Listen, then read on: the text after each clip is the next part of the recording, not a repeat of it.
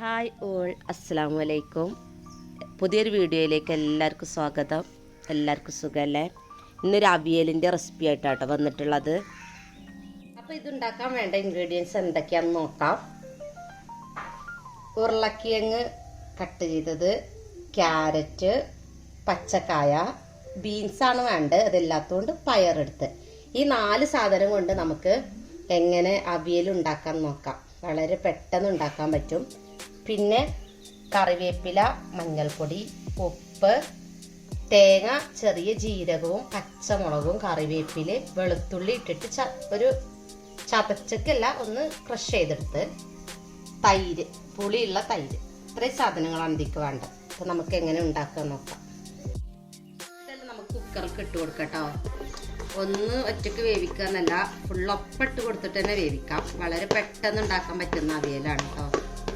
അവിയലുണ്ടാക്കാൻ ഭയങ്കര മടിയാവും സാധാരണ എല്ലാവർക്കും. ഇത് പെട്ടെന്ന് ഉണ്ടാക്കാന്ന് പറഞ്ഞാൽ പെട്ടെന്ന് ഉണ്ടാക്കാം. ഇങ്ങനെ ആകുമ്പോൾ കുട്ടികൾ കഴിക്കുകയും ചെയ്യും. പച്ചക്കറി കഴിക്കാൻ വളരെ മടിയല്ല എല്ലാവർക്കും. അപ്പം ഇങ്ങനെ ആകുമ്പോൾ കഴിക്കുകയും ചെയ്യും.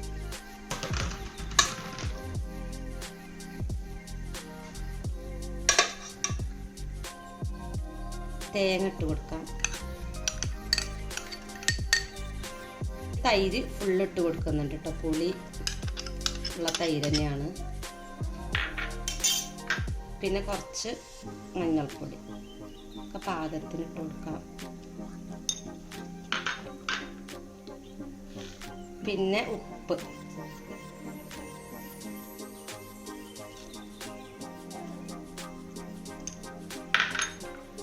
പിന്നെ കുറച്ച് കറിവേപ്പില. ഇപ്പൊ കുറച്ചിട്ടാൽ മതി. കുറച്ച് കഴിഞ്ഞിട്ട് നമുക്ക് ബാക്കി വെന്തിട്ടിടാം. കുറച്ച് വെള്ളം കൂടെ ചേർത്തിട്ട് ഇതൊന്ന് ഇളക്കാം.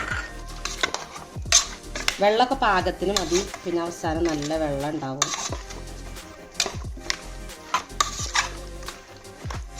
മഞ്ഞൾ കുറച്ച് കുറവാണ്. അപ്പം നമുക്ക് കുറച്ചുകൂടെ മഞ്ഞൾ ഇട്ട് കൊടുക്കാം.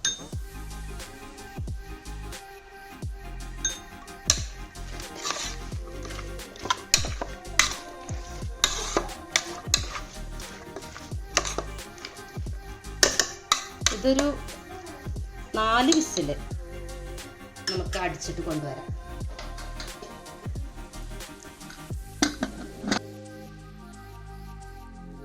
നമുക്ക് കുക്കറിൻ്റെ ആവിയൊക്കെ പോയിട്ടുണ്ട് കേട്ടോ. തുറന്ന് നോക്കാം. നന്നായിട്ട് വെന്ത് പാകത്തിനായി വന്നിട്ടുണ്ട് കേട്ടോ.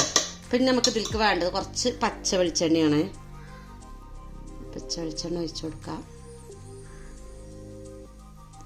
പിന്നെ വേണ്ടത് കറിവേപ്പില. നന്നായിട്ടൊന്ന് ഇളക്കി കൊടുക്കാം. ഉടയാതെ ഇളക്കി കൊടുക്കണം. നമുക്കിത് സെർവ് ചെയ്യാം.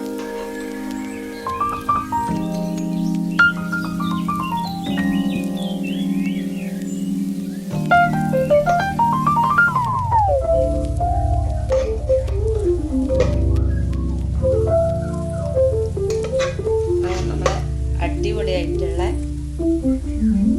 അവിയൽ റെഡി ആയിട്ടുണ്ട് കേട്ടോ.